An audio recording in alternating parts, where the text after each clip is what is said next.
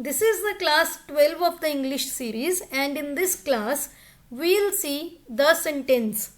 So welcome back to my channel. This is Khushbu, and in this class we'll see what is a sentence, what are the types of sentence, what is the subject of the sentence, what is the predicate of the sentence.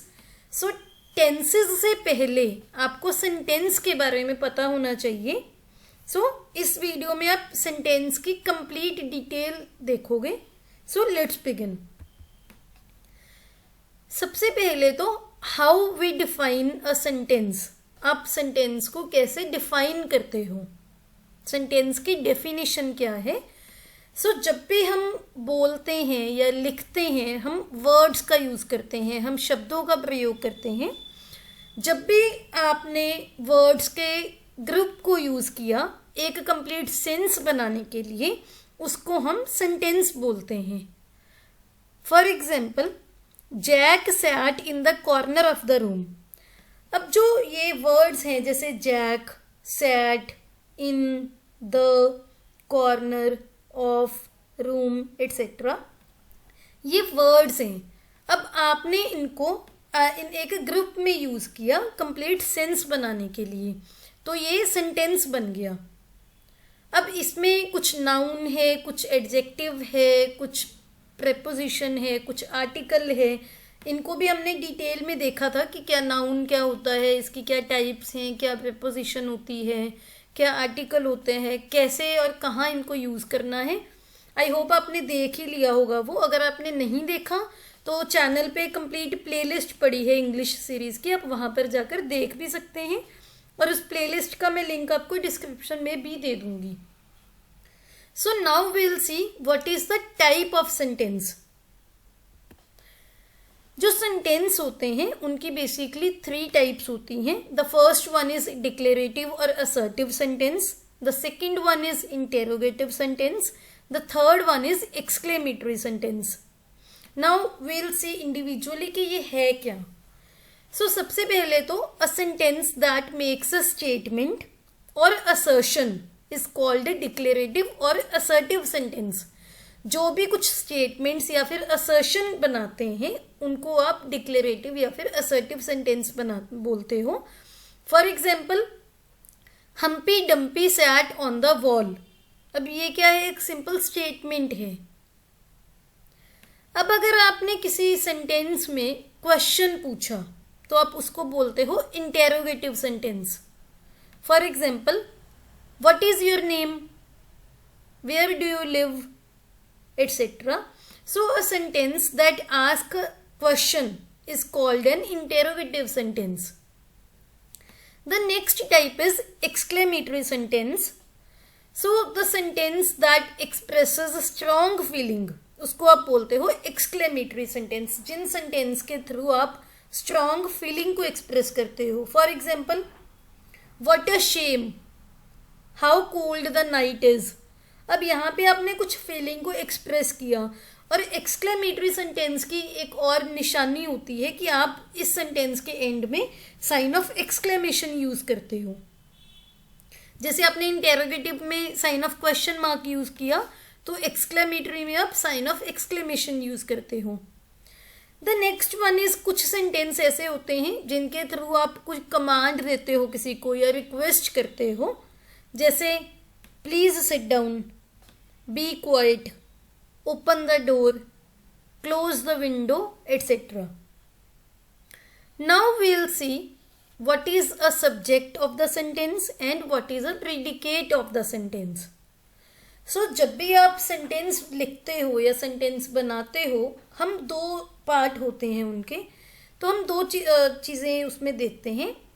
हम कुछ person या फिर कुछ thing का नाम देते हैं जिसको आप नाउन बोलते हो, और उसके बाद आप उस नाउन के या फिर उस पर्सन के या उस थिंग के बारे में कुछ बोलते हो.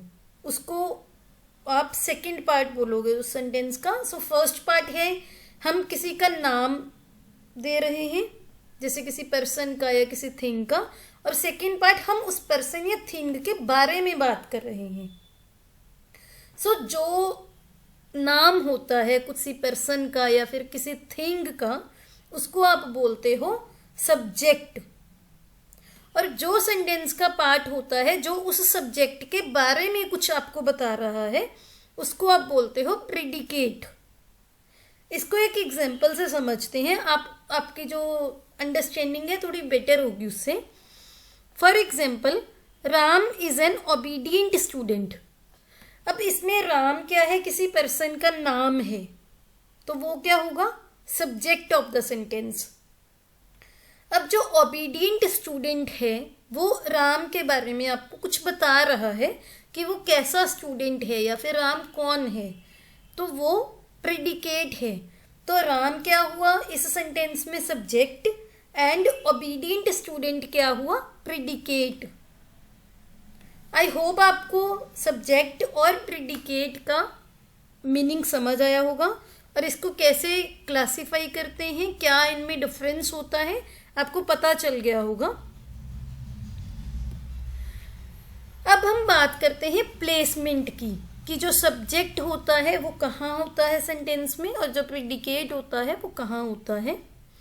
अब यूजुअली जो जर्नली अगर हम बात करें, एक जर्नलाइजेशन की हम बात करें, जो सेंटेंस होता है वो सेंटेंस में स्टार्टिंग में आता है, प्रेडिकेट से पहले आता है। बट एक्सेप्शंस भी होती हैं जब सब्जेक्ट है जो प्रेडिकेट के बाद में आता है। अब जो हमने सेंटेंस देखा था कि Ram is an obedient boy या Ram is an obedient student, इसमें क्या है, राम सब्जेक्ट है वो प्रेडिकेट से पहले आया। बट अगर हम एक एग्जाम्पल देखें जिसमें सब्जेक्ट प्रेडिकेट के बाद में आता है, उसकी एक एग्जाम्पल है हियर कम्स द बस। तो जो द बस है वो सब्जेक्ट है, हम यहाँ पे बस की ही बात कर रहे हैं ना, कि बस आ गई या बस आ रही है। तो बस के बारे में अपने बात की, वो सब्जेक्ट है, लेकिन वो इस सेंटेंस में प्रेडिकेट के बाद में प्लेस किया। प्रेडिकेट क्या है इसमें, कम्स। सो जो प्लेसमेंट होती है सब्जेक्ट और प्रेडिकेट की वो डिफरेंट हो सकती है। किसी सेंटेंस में सब्जेक्ट पहले आता है, किसी सेंटेंस में सब्जेक्ट बाद में आता है। तो आपको बेसिकली याद क्या रखना है कि जो कोई भी ऑब्जेक्ट है, जो कोई भी थिंग है या कोई नाम है पर्सन का, जिसके बारे में बात हो रही है वो सब्जेक्ट है और जो उसके बारे में बात हो रही है वो प्रेडिकेट है। अब जो इम्पेरेटिव सेंटेंसेस होते हैं जिनमें आपने किसी को कमांड दी थी या फिर किसी को रिक्वेस्ट किया था, उसमें सब्जेक्ट मिस आउट होता है। दैट मीन्स कि हम एक्सप्लिसिटली उसको लिखते नहीं हैं, वो मानते हैं कि वो अंडरस्टूड है। For example, sit down. अब यहाँ पे मैंने आपको बोला कि सिट डाउन, आप बैठ जाओ। अब यहाँ पे मैंने ऐसे तो नहीं लिखा कि यू सिट डाउन।